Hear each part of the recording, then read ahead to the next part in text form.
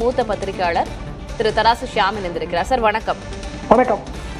எந்த ஒரு அரசனுடைய செயல்பாடுகளுமே காவல்துறை எப்படி செயல்படுகிறது என்பது குறித்துதான் எடை போடப்படும். அது நம்ம ஒவ்வொரு ஆளும் அரசாங்கத்திலும் நம்ம பார்த்துக்கிட்டு இருக்கோம். அந்த வகையில இந்த முறை காவல்துறை நிறைய விமர்சனங்களுக்கு உள்ளாக்கப்படுகிறது. அதன் ஒரு தொடர்ச்சியாக இப்போ குண்டாஸ் போடுவது உள்நோக்கத்தோடு போடப்பட்டிருந்தால் அந்த காவல்துறை அதிகாரி மீது நடவடிக்கை எடுக்கப்பட வேண்டும் அப்படின்னும் குற்றம் சாட்டப்பட்டவருக்கு 3 மாத காலம் ஜாமீன் வழங்கியும் உத்தரவு பிறப்பித்திருக்கிறது. எப்படி பார்க்குறீங்க? என்ன புரிஞ்சுக்கலாம் அதுல இருந்து? குண்டாஸ் ஆக்ட் என்று நாம் பொது வழக்கில் சொன்னாலும் அது ஹேபிச்சுவல் அஃபெண்டர்ஸ் ஆக்ட். குற்றம் செய்வதையே வாடிக்கையாக கொண்டவர்களை அடக்குவதற்காகவும் ஒடுக்குவதற்காகவும் இயற்றப்பட்ட சட்டம். எத்தனையோ ஆண்டுகளுக்கு முன்பு இது தொடர்ந்து தவறாக பயன்படுத்தப்பட்டு வருவதைத்தான் நான் எனது பத்திரிகையாளர் வாழ்க்கையிலே பார்க்கிறேன். 1985 காலகட்டத்தில் நடிகர் சுமன் மீது குண்டாஸ் வழக்கு போடப்பட்டது. எம்ஜிஆர் ஆட்சி காலம். ஏதோ ஒரு பெண் ரீதியான பிரச்சனை தான். அவர் கிட்டத்தட்ட 3-4 மாதம் சிறையில் தான் இருந்தார். அதற்கு பிறகு இதே மாதிரி நீதிமன்ற தலையீட்டில் தான் விடுதலையானார்.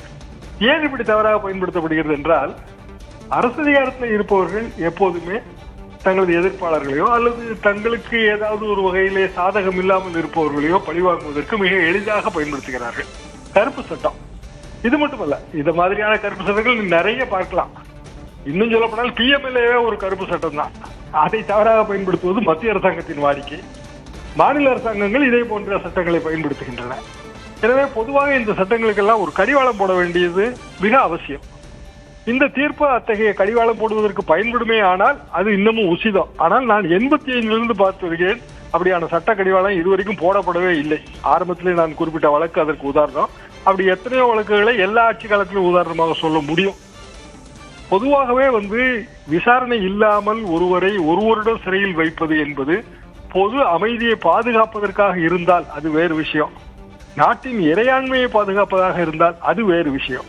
ஆனால் இது போன்ற சின்ன சின்ன வழக்குகள், சாதாரண சட்டங்களை வைத்தே தீர்க்கக்கூடிய சவால்கள், சட்ட சவால்கள், இதற்கெல்லாம் இது போன்ற கருப்பு சட்டங்களை பயன்படுத்துவது அரசுகள் வாடிக்கையாக வைத்திருக்கின்றன. நீதிமன்றங்கள் அவ்வப்போது இதை சொல்கின்றன. ஆனால் 40 வருடமாக இந்த சட்ட கடிவாளம் போடப்படவே இல்லை என்பதுதான் கசப்பான உண்மை. நன்றி திரு தராசு ஷியாம், இணைப்பில் உங்களுடைய கருத்துக்களை பகிர்ந்து கொண்டமைக்கு.